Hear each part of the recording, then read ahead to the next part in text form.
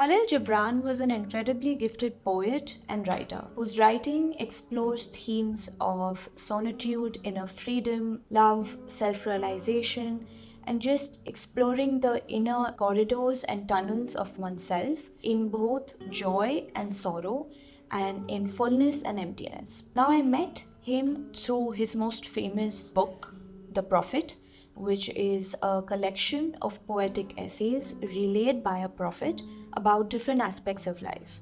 So that includes love, work, passion, pleasure, desire, beauty, sadness, loneliness, solitude, self knowledge, self discovery, self realization, and reason. Translated in over 20 languages, this edition comes with full page illustrations. This just adds an extra layer of beauty to what he writes.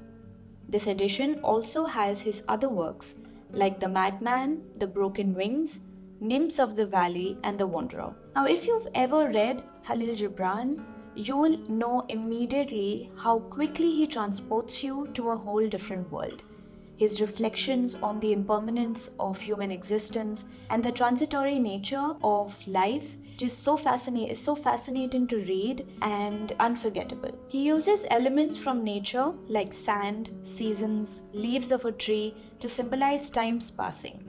He also inspires you to delve deeper into the inner freedom of self-discovery and self-awareness. The why of living, the how of becoming, why we're here, and how we evolve. There are lots of similarities between Kahlil Gibran and the works of Rainer Maria Rilke.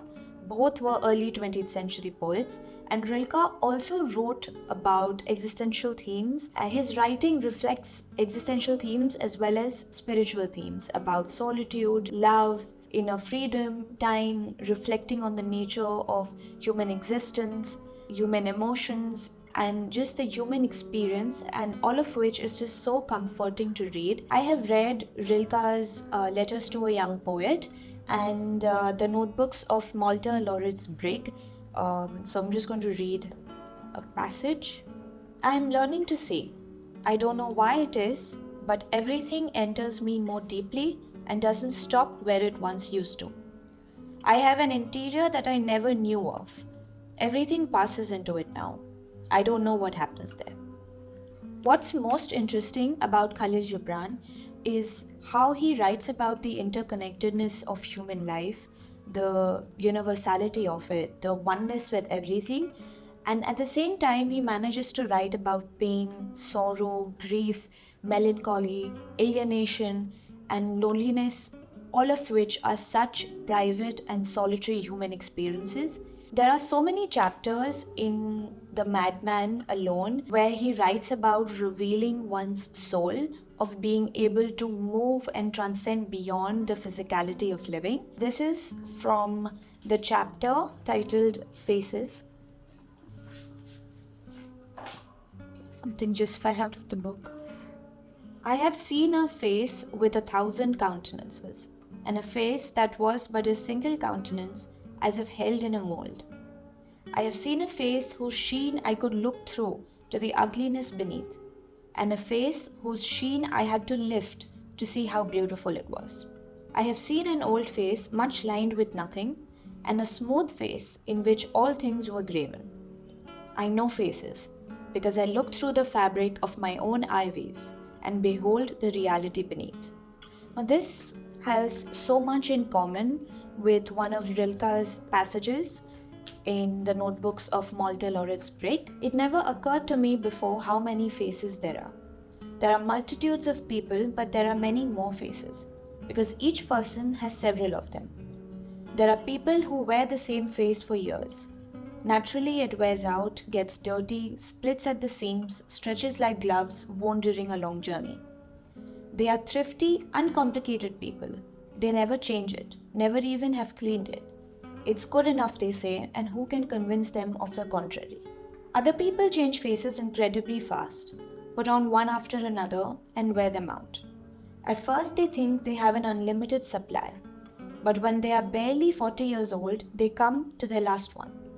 There is, to be sure, something tragic about this.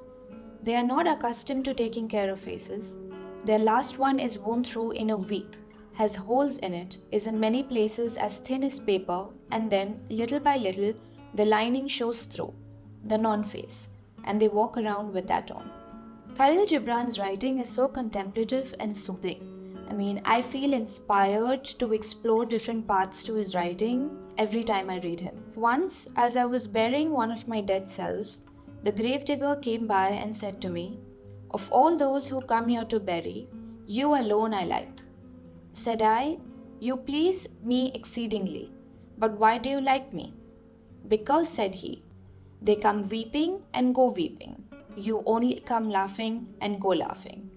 One of the reasons why I feel so strongly about Kahlil Gibran's and Rilke's writing is because they wrote very unlike how I read, which, if that makes sense. And for me, this is a very important experience, and it is a very important feeling, especially when it comes to reading literature, because such books force you to look at things in a completely different light.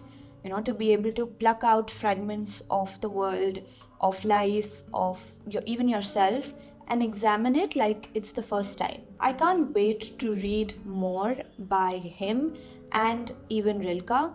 It feels like I'm embarking on two very different, two very unique poetic odysseys. Having read the Madman of his, I wish that I would have read the Madman first, even before the Prophet. The reason being that I found a lot in the Madman to resonate with, because I kept going back to his words, I kept going back to the chapters, and I know that I can read any and all works of Gibran over and over again and find something new each time. From the works of Kahlil Gibran, I highly recommend reading The Madman, chapters titled My Friend, The Sleepwalkers, The Seven Selves, Defeat, The Greater Sea, When My Sorrow Was Born, and The Perfect World. I have 2 copies of Kahlil Gibran. This one is the 12 books in 1 edition, and this is the oldest copy of his that I have. This one is fairly recent. I can't put into words what I feel every time I read Kahlil Gibran, so this video is just a feeble attempt. It amounts to nothing when compared to the depth and soul of his writings. So I sincerely hope that you read him, and maybe you can experience this too.